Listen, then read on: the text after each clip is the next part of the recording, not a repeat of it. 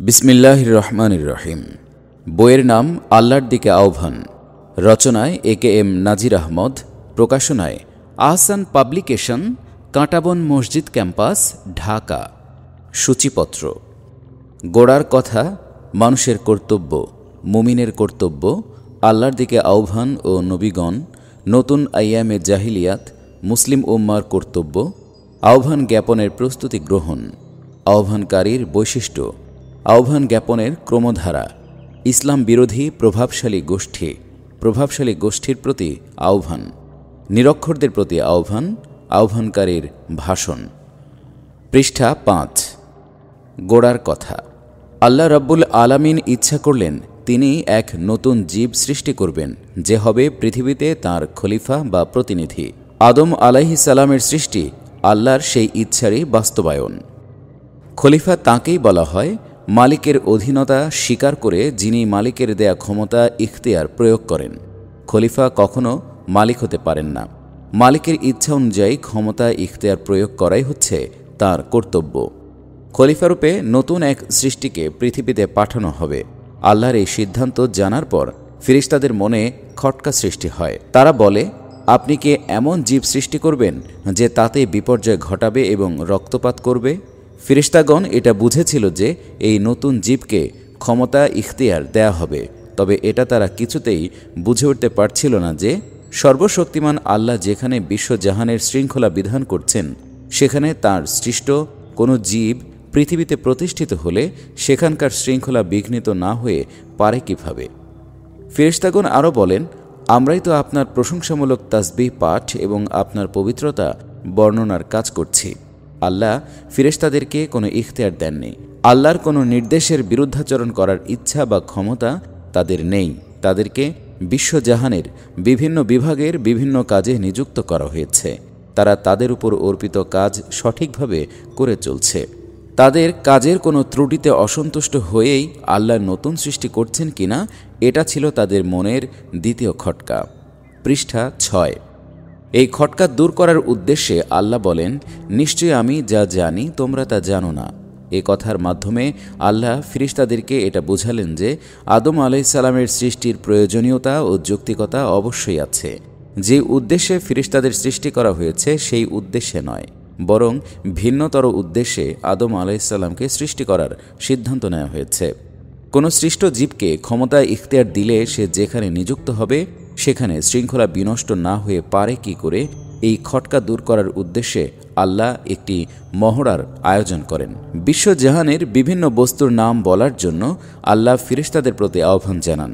ফেরেশতাগণ অকপটে স্বীকার করে যে তাদেরকে যেই জিনিসের যতটুকু জ্ঞান দেয়া হয়েছে তার বাইরে তাদের কিছুই জানা নেই। অতঃপর আল্লাহ আদম আলাইহিস সালামকে বললেন, তুমি এদেরকে সব বস্তুর নাম বলে দাও। আদম আলাইহিস সালাম সকল বস্তুর নাম বলে দিলেন।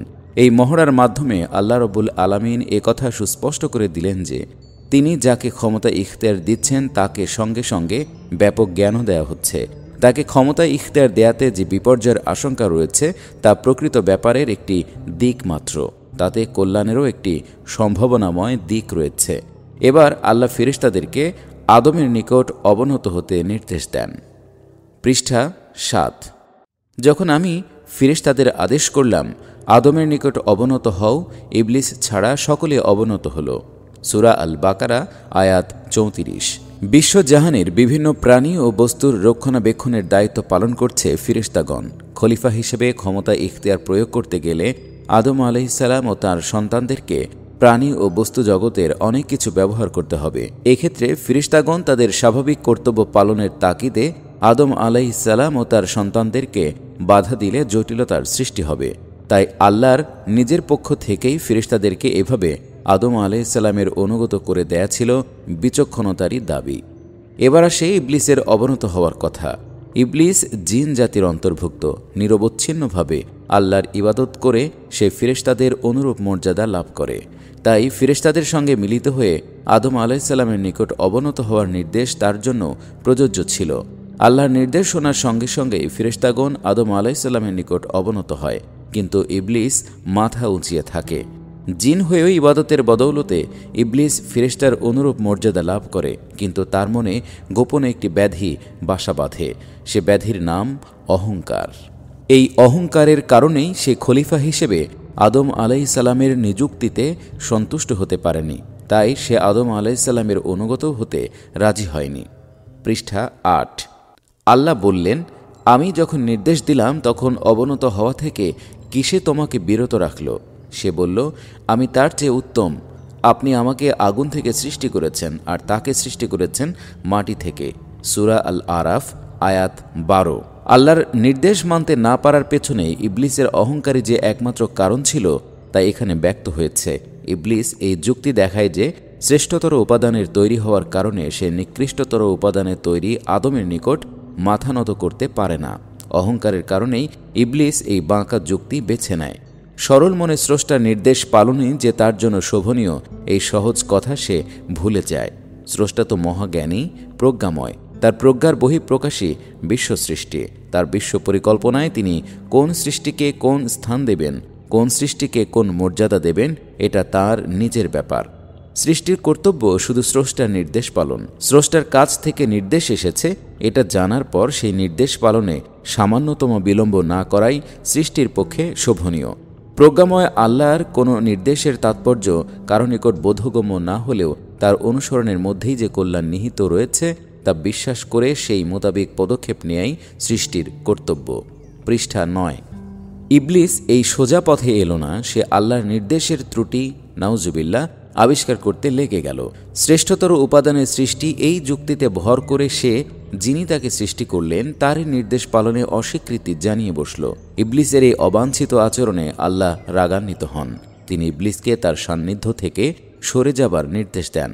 আল্লাহ বললেন, এখান থেকে নিচে নেমে যাও। এখানে অবস্থান করে অহংকার দেখাবার কোনো অধিকার তোমার নেই। বের হয়ে যাও, তুমি হীনদের মধ্যেই শামিল। সূরা আল আরাফ আয়াত ১৩। আল্লাহ রাব্বুল আলামিনকে এত বেশি অসন্তুষ্ট হতে দেখেও ইবলিস সাবধান হল না। সে অহংকারে এতই মেতে উঠেছিল যে এই অবস্থাতেও সে আল্লাহর নিকট নত হয়ে ক্ষমা প্রার্থনা করল না। আল্লাহর আনুগত্য পরিহার করে অবাধ্যতার পথে দৃঢ়ভাবে অগ্রসর হওয়াকেই সে শ্রেয় মনে করল। সে বলল, আমাকে পুনরুত্থান দিবস পর্যন্ত সুযোগ দিন। আল্লাহ বললেন, তোমাকে সেই সুযোগ দেয়া হলো। সূরা আল আরাফ আয়াত ১৪-১৫। পৃষ্ঠা ১০। ইবলিস পুনরুত্থান দিবস পর্যন্ত বেঁচে থাকার সুযোগ চেয়ে নিল আদম সন্তানদেরকে আল্লাহর অবাধ্য বান্দায় পরিণত করার চেষ্টা চালানোর জন্য। ইবলিস অহংকারের বশবর্তী হয়ে বিদ্রোহের পতাকা উড়াল, অথচ তার গুমরাহের জন্য সে আল্লাহকেই দায়ী করে বসল। অর্থাৎ তার দৃষ্টিতে আল্লাহর অন্যায় নির্দেশই নাউজুবিল্লাহ তার বিদ্রোহের ক্ষেত্র রচনা করেছে।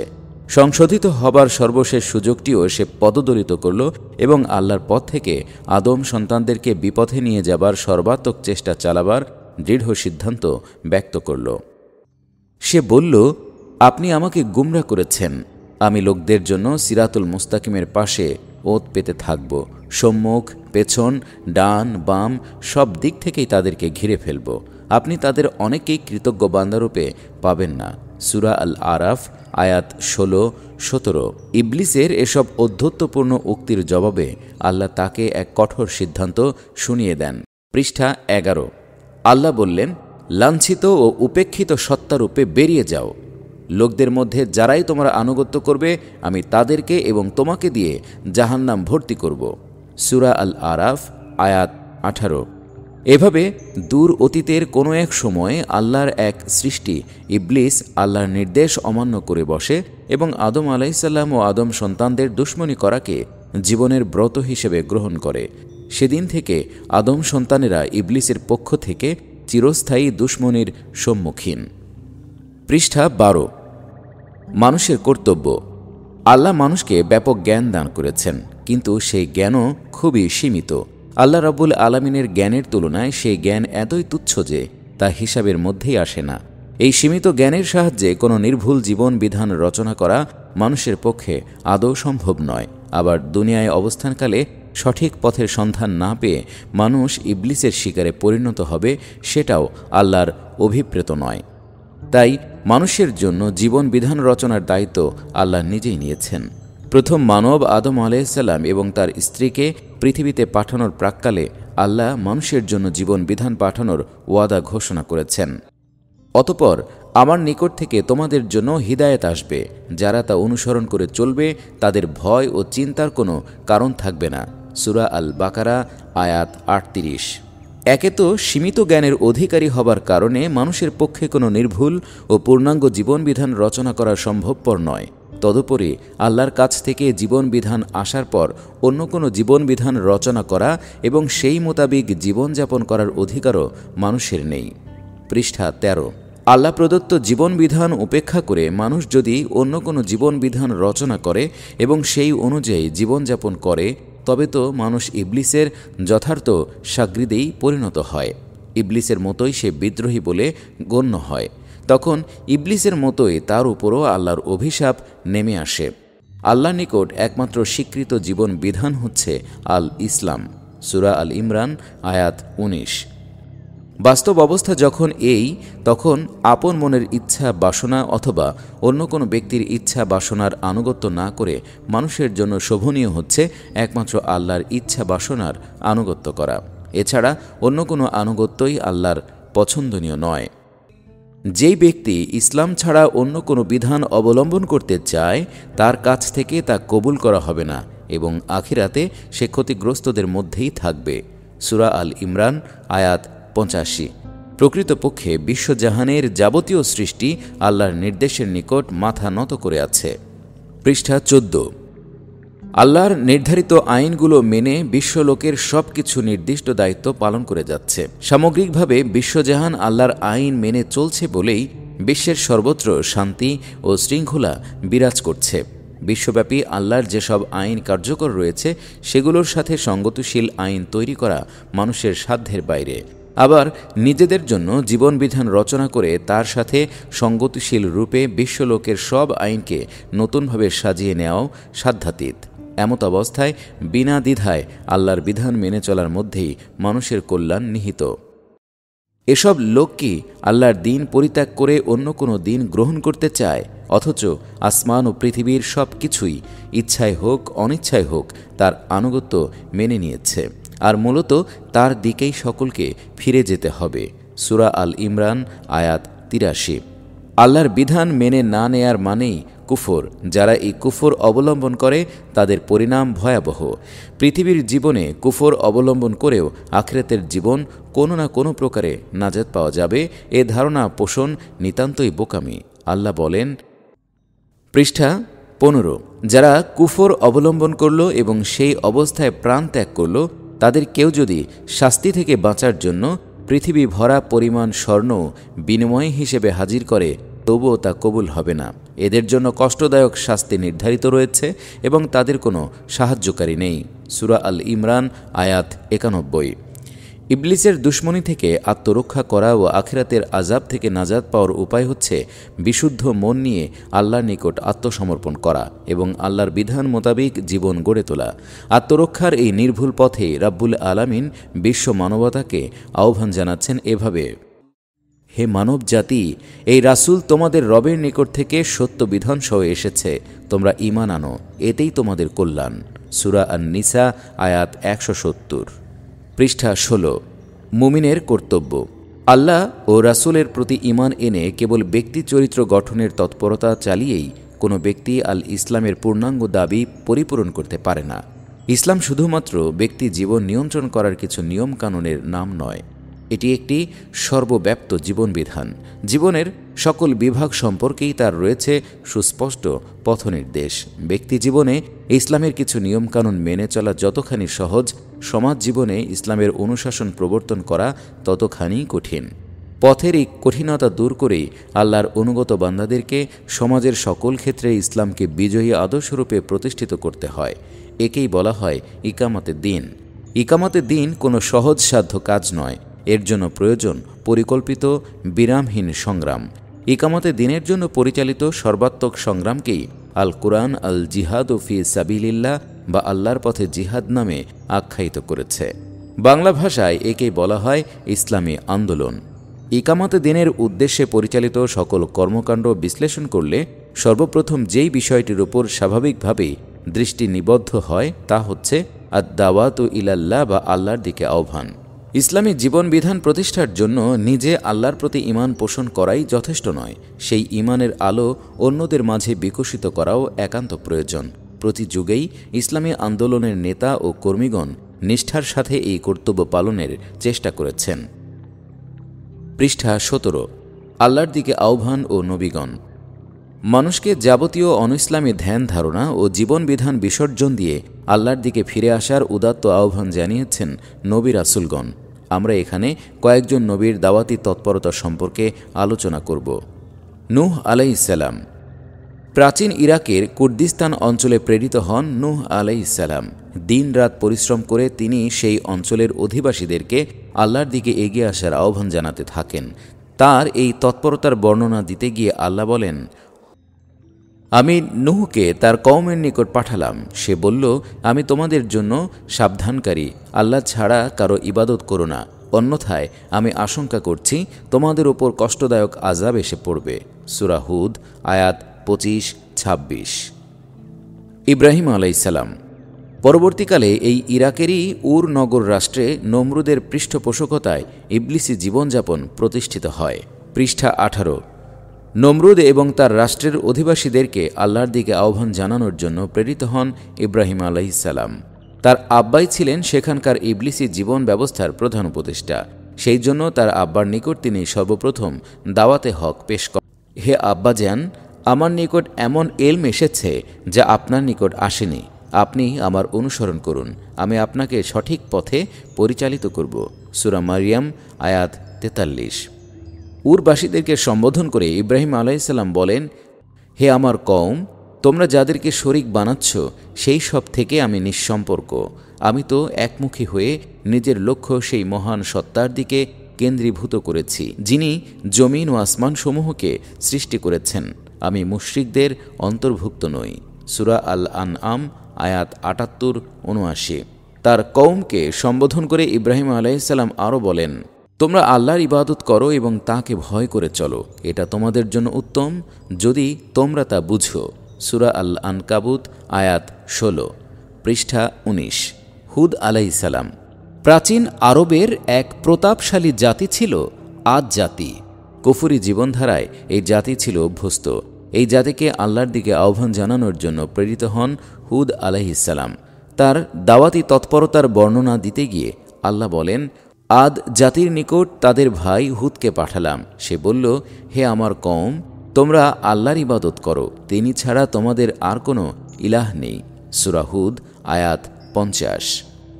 সালিহ আলাইহিসসালাম। প্রাচীন আরবের এক অঞ্চলে ছিল সামুদ জাতির বাস। এই জাতির লোকেরা ছিল প্রতাপশালী। বিভিন্ন শিল্পকর্মে, বিশেষ করে ভাস্কর্য শিল্পের সারা দুনিয়ায় তাদের জুড়ি ছিল না।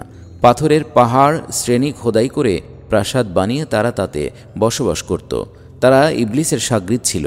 এই পাপী কওমকে আল্লাহর দিকে আহ্বান জানানোর জন্য প্রেরিত হন সালিহ আলাইহিসসালাম। তার দাওয়াতি তৎপরতার বিবরণ রয়েছে আল কোরআনে। সামুদ জাতির নিকট তাদের ভাই সালিহকে পাঠালাম। সে বলল, হে আমার কওম, তোমরা আল্লাহর ইবাদত করো, তিনি ছাড়া তোমাদের আর কোনো ইলাহ নেই। সূরা হুদ আয়াত ৬১। পৃষ্ঠা ২০। শুআইব আলাইহিসসালাম। আরবের আরেক প্রাচীন জনগোষ্ঠীর নাম ছিল মাদিয়ান জাতি। তাবুক এবং এর নিকটবর্তী বিস্তৃত এলাকা জুড়ে ছিল এদের বাস। তারাও আল্লাহকে ভুলে নানা পাপাচারে ডুবে গিয়েছিল। তাদেরকে আল্লাহর দিকে আহ্বান জানাবার জন্য প্রেরিত হন শুআইব আলাইহিসসালাম। তার দাওয়াতি কাজ সম্পর্কে আল্লাহ বলেন, মাদিয়ান জাতির নিকট তাদের ভাই শুআইবকে পাঠালাম। সে বলল, হে আমার কওম, আল্লাহর ইবাদত করো, তিনি ছাড়া তোমাদের আর কোনো ইলাহ নেই। সূরা হুদ আয়াত ৮৪। ইউসুফ আলাইহিসসালাম। কানান বা ফিলিস্তিনের এক নেক সন্তান ছিলেন বালক ইউসুফ। ঈর্ষাপরায়ণ ভাইদের চক্রান্তের শিকার হয়ে তিনি বিজন মরুভূমির এক কুয়াতে নিক্ষিপ্ত হন। একটি ব্যবসায়িক কাফিলা পানির সন্ধানে সেই কুয়ার নিকটে এসে বালক ইউসুফকে উদ্ধার করে। কাফিলার লোকেরা মিশরে পৌঁছে সেখানকার এক প্রভাবশালী ব্যক্তির নিকট তাকে বিক্রি করে দেয়। পৃষ্ঠা ২১। নির্বিঘ্নে কাটছিল ইউসুফের দাস জীবন, কিন্তু তার ক্রমবিকশিত দেহ সৌষ্ঠব ও সৌন্দর্য তার মনিবের স্ত্রীকে প্রেমাসক্ত করে তোলে। স্ত্রী লোকটি তাকে তার সঙ্গে যৌন অপরাধে লিপ্ত হতে আহ্বান জানায়। ইউসুফ আলাইহিসসালাম ছিলেন নবীর পুত্র। তিনি নিজেও ছিলেন আল্লাহর একজন একান্ত অনুগত বান্দা। আবার তিনি ভাবী নবীও ছিলেন। তিনি তার মনিবের স্ত্রীর এই আহ্বানে সাড়া দিলেন না। এতে স্ত্রীলোকটি ভীষণ ক্ষেপে যায় এবং তার বিরুদ্ধে চক্রান্তে মেতে ওঠে। সে ইউসুফের বিরুদ্ধে মিথ্যা মামলা ঠুকে দেয়। কৃতদাসের জবানবন্দির দাম কেউ দিল না। ইউসুফ কারাগারে নিক্ষিপ্ত হন। ইতিমধ্যে ইউসুফ আলাইহিসসালাম নবুয়াত লাভ করেন। কারাগারে কয়েদিরাই তখন তার সঙ্গী। এরা মোটেই ভালো লোক ছিল না। যেই সমাজের উপরতলা ও নিচতলার সবাই পাপী, সেই সমাজ থেকে অপরাধী গণ্য হয়ে যারা কারাগারে আসে, তারা যে কি জঘন্য চরিত্রের লোক তা সহজেই অনুমেয়। ইউসুফ আলাইহিসসালাম এই অধপতিত আদম সন্তানগুলোকে টার্গেট বানিয়ে দাওয়াতি কাজ শুরু করেন। দুজন কয়েদির উদ্দেশ্যে তিনি যেই দাওয়াতি ভাষণ পেশ করেন তা আল কুরআনে পরিবেশিত হয়েছে। ভাষণের একাংশে তিনি বলেন, পৃষ্ঠা 22, সার্বভৌমত্ব আল্লাহ ছাড়া আর কারো নয়। তার নির্দেশ, তাকে বাদে তোমরা আর কারো ইবাদত করবে না। এটাই মজবুত জীবন ব্যবস্থা, অথচ অধিকাংশ লোকই তা জানে না। সূরা ইউসুফ আয়াত 40। ইউসুফ আলাইহিসসালাম পরবর্তী সময়ে মিশরের শাসক হন। তার শাসনকালে বনি ইসরায়েল কানান বা ফিলিস্তিন থেকে মিশরে এসে বসবাস শুরু করে। মুসা আলাইহিসসালাম। দেখতে না দেখতে কেটে গেল কয়েক শতাব্দী। ইতিমধ্যে বনি ইসরায়েল পাপাচারী জাতিতে পরিণত হয়। মিশরের জালিম ফেরাউনের সাথেও তাদের সম্পর্ক তিক্ত হয়ে ওঠে।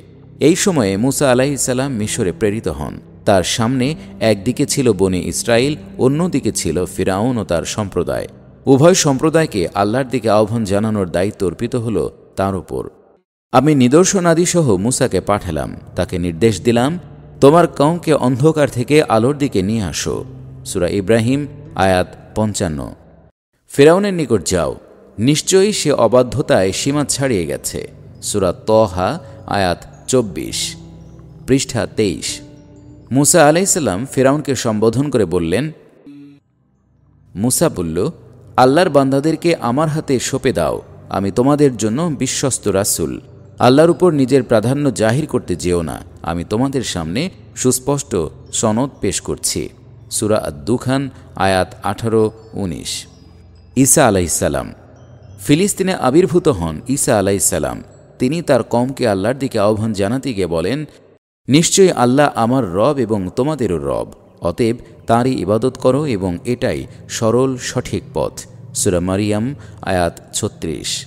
মুহাম্মদুর রাসূলুল্লাহ সাল্লাল্লাহু আলাইহি ওয়াসাল্লাম। নবুয়তের তাসবিহমালার সর্বশেষ দানা মুহাম্মদুর রাসূলুল্লাহ সাল্লাল্লাহু আলাইহি ওয়াসাল্লাম। তিনি শেষ নবী, আবার বিশ্ব নবীও। আজকের পৃথিবীর সব মানুষের জন্যই তাকে রাসূল করে পাঠানো হয়েছে। পৃষ্ঠা 24। মুহাম্মদুর রাসূলুল্লাহ সাল্লাল্লাহু আলাইহি ওয়াসাল্লাম 23 বছর ধরে নিরবচ্ছিন্ন সংগ্রাম চালিয়ে ইসলামী সমাজ প্রতিষ্ঠিত করে গেছেন। তার কর্মকাণ্ড বিশ্লেষণ করলে প্রথমেই যেই বুনিয়াদী বিষয়টি আমাদের দৃষ্টি আকর্ষণ করে তা হচ্ছে আদ-দাওয়াতু ইলাল্লাহ, অর্থাৎ আল্লাহর দিকে আহ্বান। এই দায়িত্ব পালনের নির্দেশ দিয়ে আল্লাহ তাঁর প্রতি অনেকগুলো আয়াত নাজিল করেন।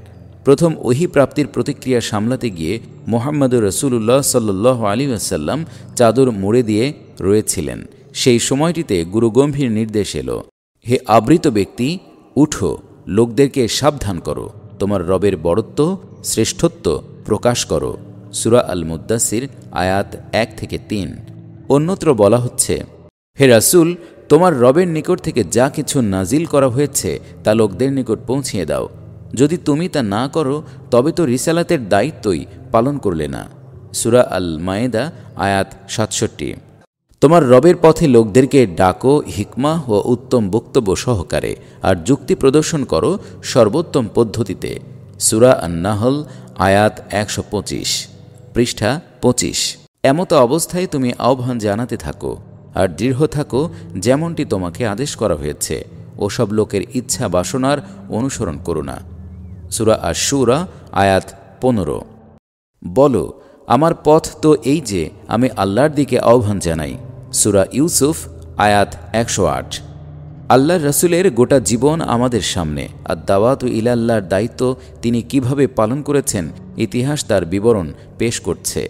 মক্কার এমন কোনো ঘর ছিল না যেখানে তিনি দাওয়াত নিয়ে যাননি। শুধু মক্কা শহরই নয়, এর নিকটবর্তী জনপদগুলোতেও তিনি ছুটে গেছেন সেখানকার লোকগুলোকে আল্লাহর দিকে আহ্বান জানাতে।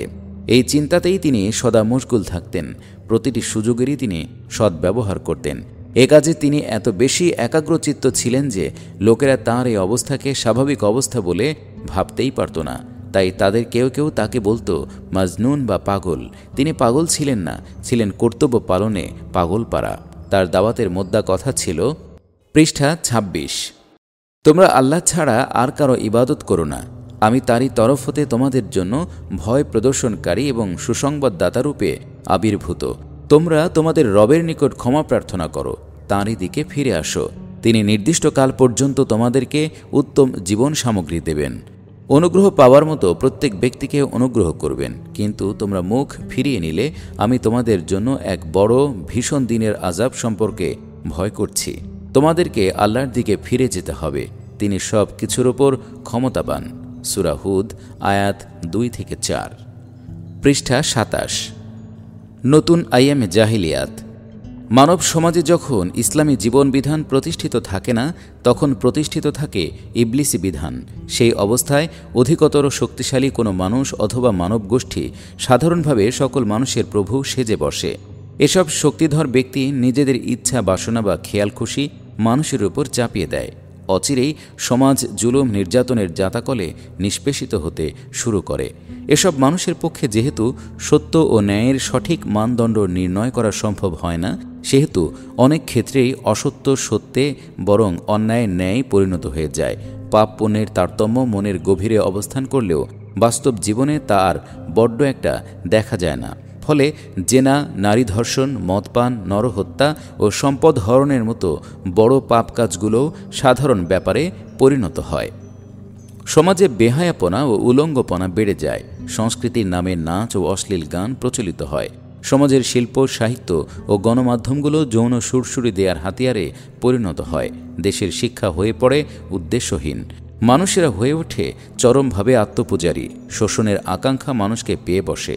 এমতাবস্থায় অপরাপর জন্তু, জানোয়ার আর মানুষের মধ্যে পার্থক্য বড্ড একটা থাকে না। এই অবস্থারই নাম আইয়ামে জাহিলিয়াত।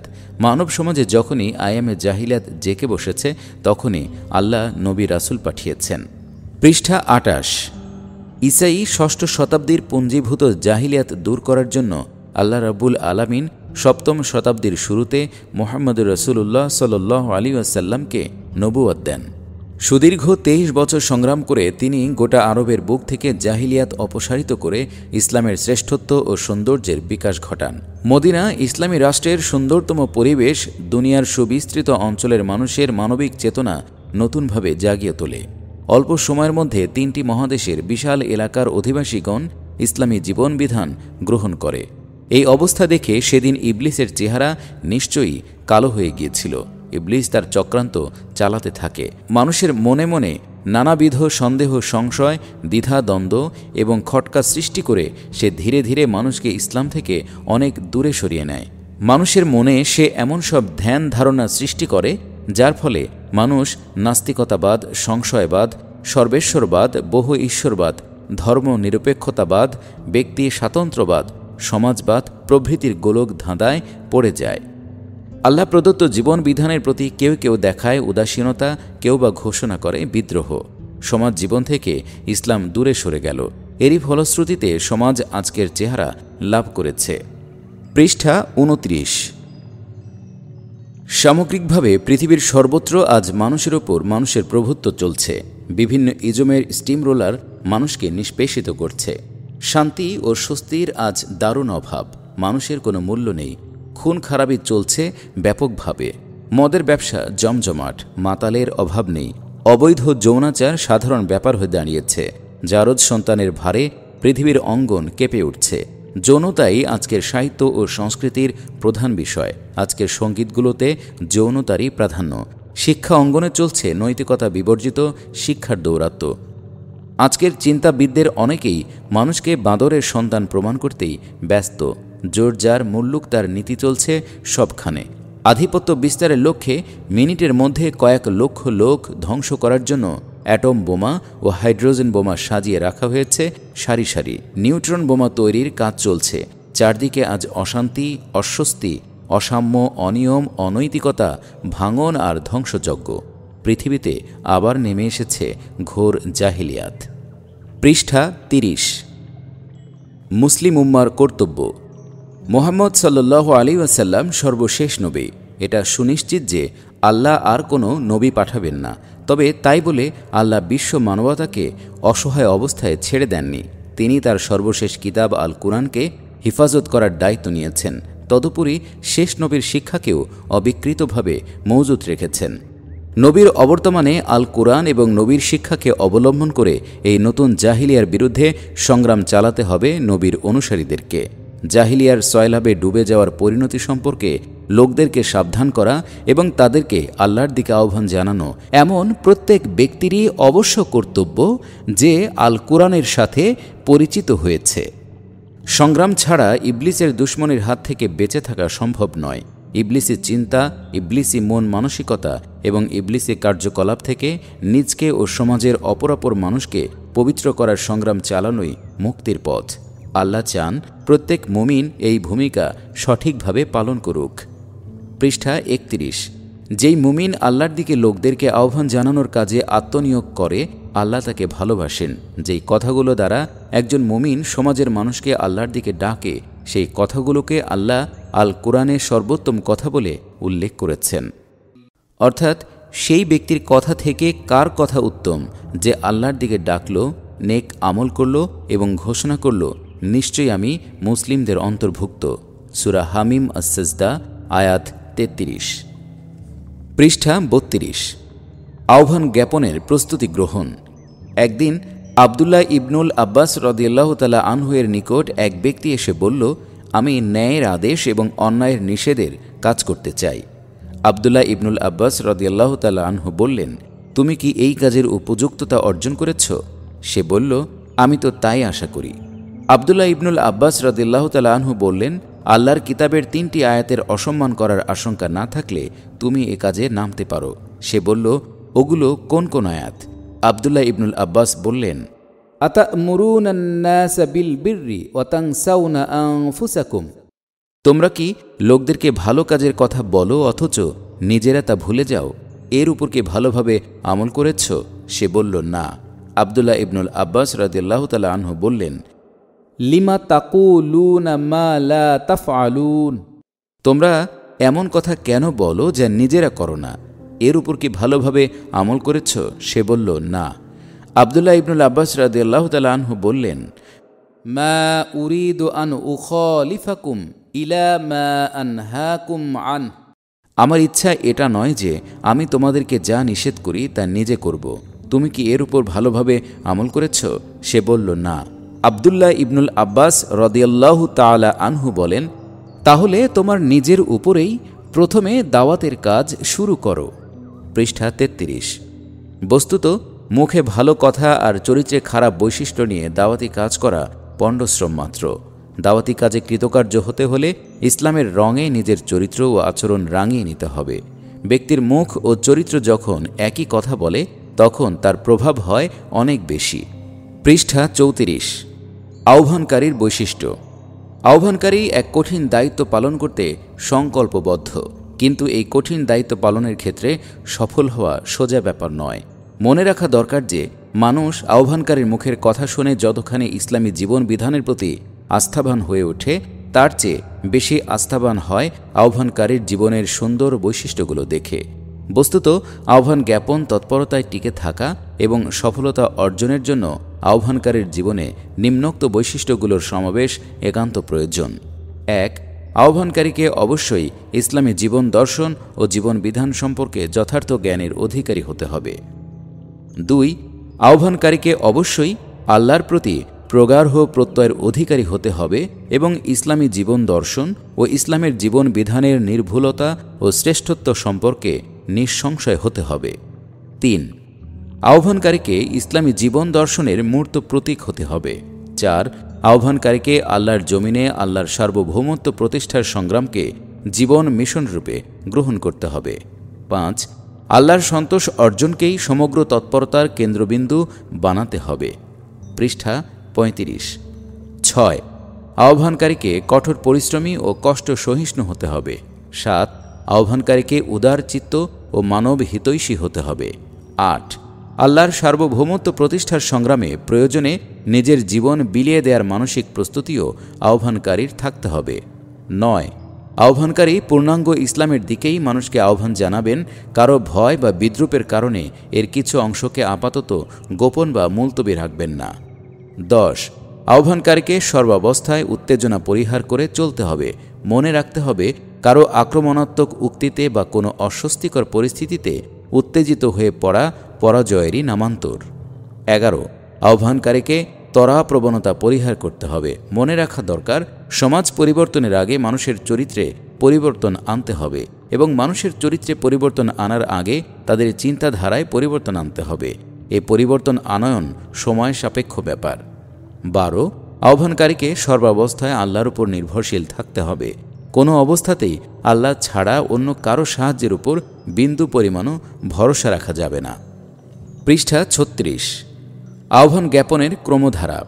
আল্লাহ রাব্বুল আলামিন মুমিনদেরকে হিকমাহ বা বিজ্ঞানসম্মত কর্মপদ্ধতি অবলম্বন করে তার দিকে লোকদেরকে আহ্বান জানাবার নির্দেশ দিয়েছেন।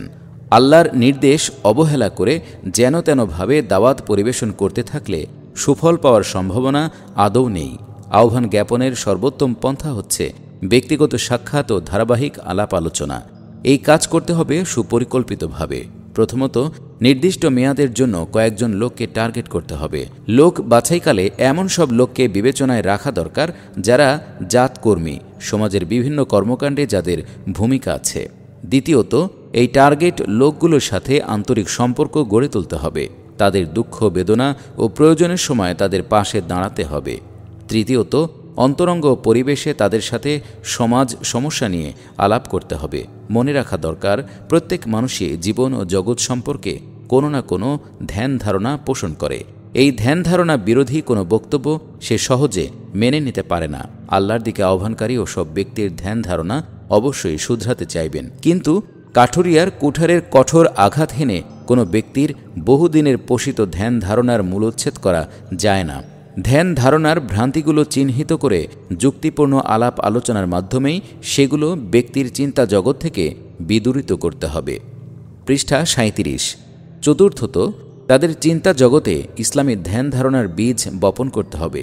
ইসলামী জীবন দর্শন ও ইসলামী জীবন বিধানের সাথে তাদেরকে পরিচিত করে তুলতে হবে। ইসলামের শ্রেষ্ঠত্ব ও সৌন্দর্য উপলব্ধি করতে পারলে তার স্বীকৃতি দেবে না মানব প্রকৃতি সাধারণত এমনটি নয়। পঞ্চমত, তাদেরকে ইসলামী আন্দোলনের প্রয়োজনীয়তা সম্পর্কে সচেতন করে তুলতে হবে। আল জিহাদ ফি সাবিলিল্লাহ সম্পর্কে তাদেরকে সুস্পষ্ট ধারণা দিতে হবে, আর তাদেরকে পরিচিত করে তুলতে হবে ইসলামী আন্দোলনের বিশেষ মেজাজের সঙ্গে। ষষ্ঠত, তাদেরকে সংগঠনের অপরিহার্যতা বোঝাতে হবে। সংগঠন ছাড়া যে কোনো আন্দোলন সুষ্ঠুভাবে পরিচালিত হতে পারে না এবং আন্দোলনের ধারাবাহিকতা ও স্থায়িত্ব যে সংগঠনের উপরেই নির্ভরশীল তা তাদেরকে ভালোভাবে বুঝিয়ে দিতে হবে। সংঘবদ্ধ জীবনযাপনের তাগিদ দিয়ে আল্লাহ ও তার রাসূল সাল্লাল্লাহু আলাইহি ওয়াসাল্লাম যেসব কথা বলেছেন সেগুলোর সাথে তাদেরকে পরিচিত করে তুলতে হবে। তদুপরি সংগঠনের লক্ষ্য, কর্মসূচি, কর্মপদ্ধতি, সাংগঠনিক কাঠামো, নেতা নির্বাচন পদ্ধতি, নেতার মর্যাদা ও ভূমিকা, নেতা কর্মীর সম্পর্ক, কর্মীদের পারস্পরিক সম্পর্ক, আনুগত্য, পরামর্শদান পদ্ধতি এবং ইহতিসাব গঠনমূলক সমালোচনা পদ্ধতি সম্পর্কে তাদেরকে পুরোপুরিভাবে ওয়াকিবহাল করে তুলতে হবে। পৃষ্ঠা ৩৮। ইসলাম বিরোধী প্রভাবশালী গোষ্ঠী। এটা অত্যন্ত দুঃখজনক যে যুগে যুগে বিভিন্ন দেশের প্রভাবশালী গোষ্ঠীর বৃহদাংশ ইসলামী আন্দোলনের সাথে একাত্ম হতে পারেনি, বরং তারা ইসলামী আন্দোলনকে নস্যাৎ করার জন্য চক্রান্ত জালি বিস্তার করেছে। বানোয়াট কথাবার্তা ছড়িয়ে তারা ইসলামী আন্দোলন ও আন্দোলনের নেতৃত্ব সম্পর্কে জনগণের মনে বিভ্রান্তি সৃষ্টির চেষ্টা করেছে। তাদের ধনবল ও জনবল ইসলামের প্রচার ও প্রসারের কাজে লাগেনি, বরং এর বিরোধিতার কাজেই ব্যয়িত হয়েছে। এদের সম্পর্কেই নূহ আলাইহিস সালাম আল্লাহ রাব্বুল আলামিনকে সম্বোধন করে বলেন, হে আমাদের রব, ওরা আমার কথা প্রত্যাখ্যান করেছে এবং সেই সব ব্যক্তিদের অনুসরণ করেছে যারা ধন সম্পদ ও সন্তান লাভ করে অধিকতর ব্যর্থকাম হয়েছে। এরা বড় রকমের চক্রান্তের জাল বিস্তার করেছে। সূরা নূহ আয়াত ২১-২২। প্রভাবশালী গোষ্ঠী তাদের মন মগজে নানা রকমের আজগুবি ধ্যান ধারণা পোষণ করে এবং সেগুলো জনগণের মাঝে প্রচারও করে। এতে জনগণ প্রভাবিত হয়। অতীতের বহু প্রভাবশালী গোষ্ঠী ফেরেশতার পরিবর্তে মানুষকে নবী করে পাঠানো পছন্দ করতে পারেনি। আবার মানুষ নবীর মাঝে অসাধারণ ও অলৌকিক কিছু না দেখলে তাকে নবী হিসেবে গ্রহণ করতেও তারা দ্বিধাগ্রস্ত ছিল। তাদের মনে হয়তো এসব ধারণাই প্রকট ছিল যে নবী হবেন এমন ব্যক্তি যিনি ফুঁ দিলে পানিতে আগুন ধরবে, তিনি পানির উপর দিয়ে হাঁটবেন, তিনি ইশারা করলে গাছপালা তার নিকট ছুটে আসবে, তিনি সিংহ বা বাঘের উপর সওয়ার হয়ে শহরে গ্রামে গঞ্জে ঘুরবেন, তিনি চোখ রাঙালে সব দুশ্মন জ্বলে পড়ে ছাই হয়ে যাবে, তিনি হাসলে সোনাদানা ছড়িয়ে পড়বে চারদিকে, তার শান শওকাত দেখে রাজা বাদশারাও লজ্জা পাবে, সমাজের টপ ক্লাস লোকগুলোই তার চারধারে জড়ো হবে এবং সাধারণ মানুষেরা তাদের দারিদ্র্য ও অসহায়ত্ব নিয়ে বহু দূরে অবস্থান করে ফ্যাল করে তার দিকে তাকিয়ে থাকবে ইত্যাদি। পৃষ্ঠা ৩৯। নবীর পবিত্র জীবন, তার পরিবেশিত নির্ভুল জীবন দর্শন তাদের নিকট মোটেই গুরুত্বপূর্ণ বিষয় ছিল না। তাদের আজগুবি ধ্যান ধারণার সাথে নবী জীবনের মিল খুঁজে না পেয়ে তারা নবীর বিরুদ্ধে অপপ্রচারে মেতে উঠত। আল্লাহর নবী নূহ আলাইহিসসালামের বিরুদ্ধেও সেই সমাজের প্রভাবশালী মহল এই ধরনের হীন তৎপরতায় লিপ্ত হয়েছিল। নবীকে সম্বোধন করেও তারা জঘন্য মন্তব্য করত। তার কওমের কাফির সর্দারেরা বলল, আমরা তো তোমাকে আমাদের মতোই একজন সাধারণ মানুষ দেখছি। আমরা আরও দেখছি যে আমাদের মধ্যে যারা নীচ হীন তারাই না বুঝে শুনে তোমার অনুসারী হয়েছে। কোনো দিক দিয়েই তো তোমাদেরকে আমাদের চেয়ে শ্রেষ্ঠ দেখছি না। আমাদের ধারণা তোমরা মিথ্যাবাদী। সূরা হুদ আয়াত ২৭। পৃষ্ঠা ৪০। এই প্রভাবশালী মহলের আরেক বৈশিষ্ট্য হল এরা জালিম শাসকের হাত শক্তিশালী করে এবং ইসলামী আন্দোলনের গতিরোধ করার জন্য জালিম শাসককে উস্কানি দেয়। মুসা আলাইহিসসালাম যখন মিশরের বুকে আল্লাহর দ্বীনের দাওয়াত পেশ করতে থাকেন, তখন সেখানকার প্রভাবশালী ব্যক্তিবর্গ মুসা আলাইহিসসালামকে প্রতিহত করার জন্য ফেরাউনকে উস্কানি দিতে থাকে। ফেরাউনকে তার জাতির সর্দার ব্যক্তিরা বলল, আপনি কি মুসা ও তার লোকদেরকে দেশে ফাসাদ সৃষ্টির জন্য এমনভাবে খোলা ছেড়ে দেবেন এবং তারা আপনাকে ও আপনার মাবুদদেরকে পরিত্যাগ করে রেহাই পাবে? সূরা আল আরাফ আয়াত ১৬৭। কুফরি সমাজ ব্যবস্থার সুযোগ গ্রহণ করে যারা অবৈধভাবে প্রচুর ধন সম্পদ মজুদ করে, তারা নতুন সমাজ ব্যবস্থায় এই সুযোগ থেকে বঞ্চিত হবার আশঙ্কায় প্রচলিত সমাজ ব্যবস্থা পরিবর্তনের বিরোধী। আল্লাহর সার্বভৌমত্ব প্রতিষ্ঠিত হলে তাদের শোষণ বিধান বহাল থাকবে না বিধায় তারা ইসলামী আন্দোলনের জোর বিরোধিতা করতে থাকে।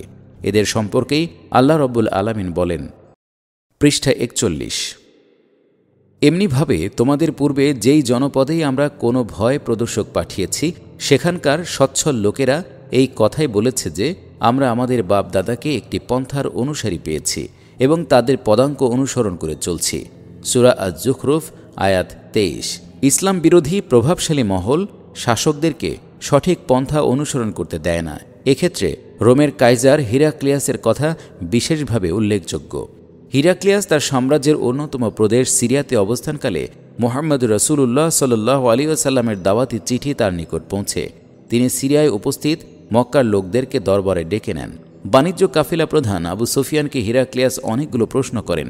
প্রশ্নের উত্তরে আবু সুফিয়ান জানান যে মুহাম্মদ উচ্চবংশীয় ব্যক্তি, তার পূর্বপুরুষদের কেউ বাদশা ছিলেন না, সমাজের নিপীড়িত শ্রেণী তার প্রতি আকৃষ্ট, তিনি কখনো মিথ্যা কথা বলেন না, তার অনুসারীদের সংখ্যা বেড়েই চলছে, যুদ্ধে তিনি কখনো হারেন কখনো জিতেন, তিনি কখনো ওয়াদা ভঙ্গ করেন না, সাম্প্রতিককালে কেউ আর এমন বক্তব্য নিয়ে ময়দানে আসেনি, এবং তিনি সালাত কায়েম, জাকাত আদায়, পারস্পরিক সম্পর্ক সংরক্ষণ ও নিষিদ্ধ কাজ বর্জন করার নির্দেশ দেন। এসব শুনে হিরাক্লিয়াস বলেছিলেন, তুমি যা বলেছ তা যদি সত্য হয় তাহলে নিশ্চয়ই তিনি নবী। আমি জানতাম তিনি আবির্ভূত হবেন।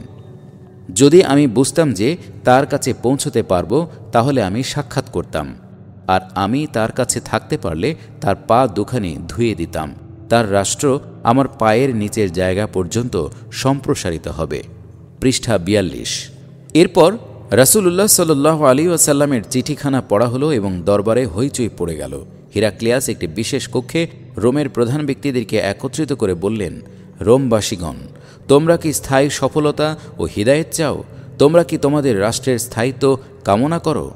একথা শোনামাত্র প্রধানগণ বুঝতে পেল যে কাইজার তাদেরকে ইসলাম গ্রহণ করার পরামর্শ দিচ্ছেন।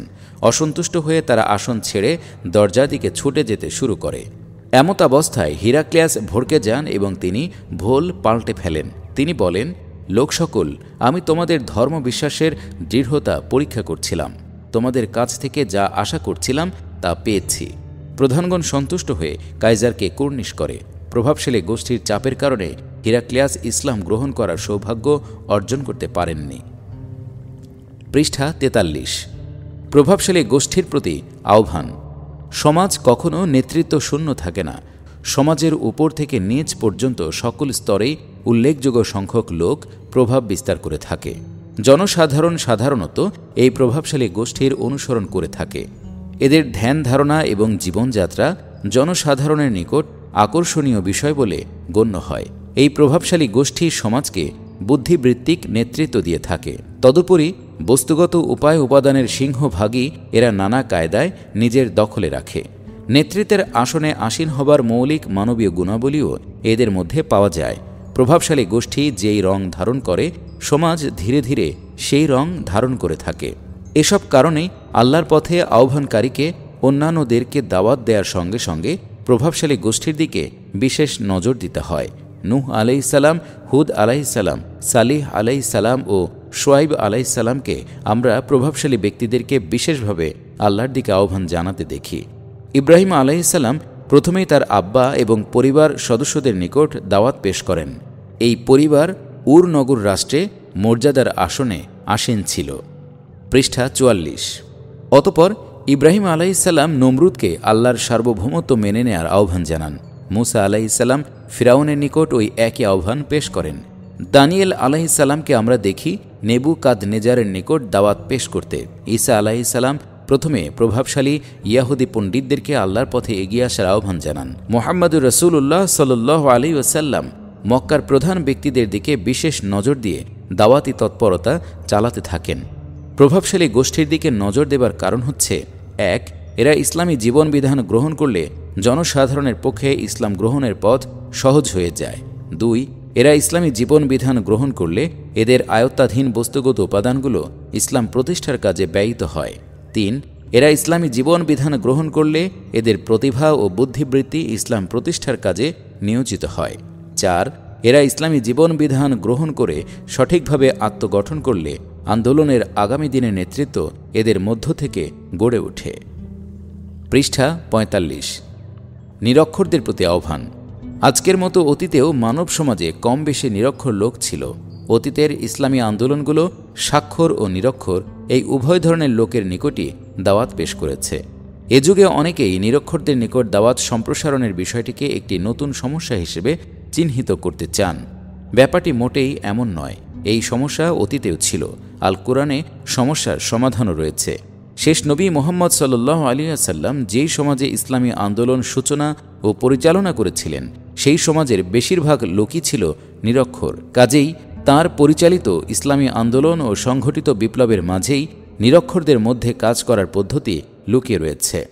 তিনি সেই সত্তা, নিরক্ষরদের মধ্যে তাদের মধ্য থেকে একজন রাসূল আবির্ভূত করেছেন, তাদেরকে তার আয়াতসমূহ পড়ে শোনাতে, তাদেরকে পবিত্র করতে এবং তাদেরকে কিতাব ও কর্মকৌশল শিক্ষা দিতে। সূরা আল জুমুয়া আয়াত ২। এই আয়াতে পরিষ্কারভাবে জানানো হয়েছে যে আল্লাহ রাসূল সাল্লাল্লাহু আলাইহি ওয়াসাল্লাম যাদের মধ্যে কাজ করেছেন তাদের বেশিরভাগই উম্মি বা নিরক্ষর ছিল। এই নিরক্ষর জনগোষ্ঠী ছিল আল্লাহর রাসূলের কর্মক্ষেত্র। পৃষ্ঠা ৪৬। আল্লাহ রাসূল সাল্লাল্লাহু আলাইহি ওয়াসাল্লাম নিরক্ষরদের মাঝে যেই সব কাজ করতেন তা হচ্ছে: ১. আল্লাহর আয়াতসমূহ পড়ে শোনানো। ২.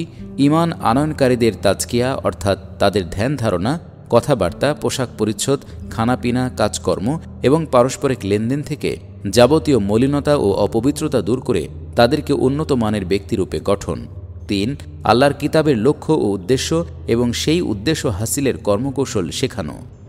এই আয়াতের আলোকে যেই বিষয়টি বিশেষভাবে বিবেচ্য তা হচ্ছে এই যে আল্লাহ রাসূল সাল্লাল্লাহু আলাইহি ওয়াসাল্লাম নিরক্ষর জনগোষ্ঠীকে আল্লাহর বাণী পড়ে শোনাতেন, অর্থাৎ তিনি মৌখিকভাবে আল কোরআন পেশ করতেন আর আল কোরআনের শিক্ষার আলোকে চরিত্র গঠনের জন্য লোকদেরকে উদ্বুদ্ধ করতেন।